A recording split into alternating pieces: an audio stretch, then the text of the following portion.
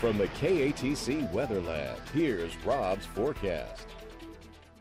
Welcome back. Well, a good chance of showers and storms on the way tonight, courtesy of a cool front that's going to set us up nicely for the rest of the week. The weekend, a little bit of a different story. Rains may return by Saturday, but in the near term, a good soaking possible. We certainly could use the rain with all the tree pollen, specifically that oak pollen in the air. You can almost hear it precipitating outdoors. In fact, I did hear it today, and that'll be good for the pollen and hopefully not too much rain. And we think it's going to be less than 2 inches in most spots, and most spots an inch or less. So that is the good news. Marginal risk for a few severe storms. We'll get to that in just a bit. So let's take a look at the bigger picture as we are watching a frontal boundary starting to firm up across portions of the deep south from the Mississippi River Valley down through southeastern Texas, where we got a couple of strong storms. One severe storm east of the hill country, southwest of Houston. A couple of severe storms in the state as well, especially the northeastern part of the state into Mississippi. And locally, not much going on at this point, at least across Acadiana. A few showers showing up, but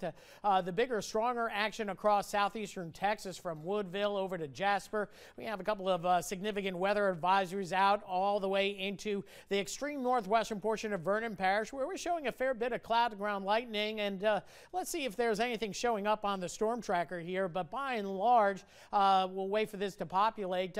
Anything that we see with some of these storms, maybe the possibility of some small hail. So we'll watch that. And also the possibility of strong, possibly damaging winds. We think tornado risk will be minimal. That's mainly off to the north of us, so we'll watch that as well as we head into the overnight hours. As for that strong storm, this is the tornado warned storm south of Lake Providence in the northeastern part of the state. You can see that cloud to ground lightning. It's rolling to the east southeast. This is Doppler indicated, so we don't have a confirmation, but most of the heavy duty action in the northern part of the state locally, just a few showers spitting across portions of southwestern Allen Parish along Highway 190, and then we get down into Acadia Parish, few lighter showers, and this activity will gradually ramp up as we get into the evening and overnight hours. 73 degrees right now, breeze out of the south, that dew point up there, so it's a warm and humid evening.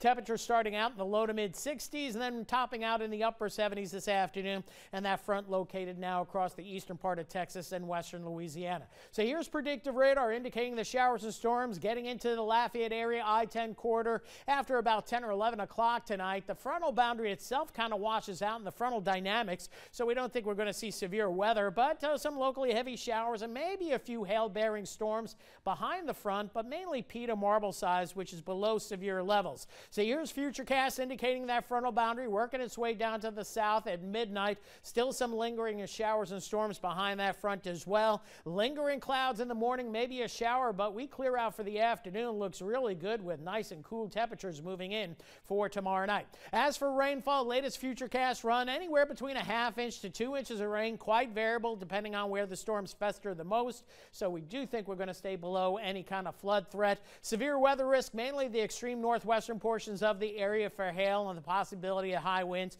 but only a marginal risk at that, no higher than about 5%. So we'll watch it as we head into the overnight hours. Temperatures by morning get down into the low to mid 50s, but with the sun coming back out tomorrow afternoon, upper 60s to near 70. That's going to feel really nice, and then it gets even better. Good sleeping temperatures with readings getting into the low to mid 40s for Wednesday morning, and then Wednesday afternoon, temperatures running about 8 degrees below normal, topping out only in the lower 60s. So showers and storms likely, chance of getting wet at 100% tonight, a ½ inch to 2 inches possible in most areas, then turning cooler late. After morning clouds, we'll see the clearing by midday with a breezy and pleasant afternoon. Temperatures top out in the upper 60s for tomorrow.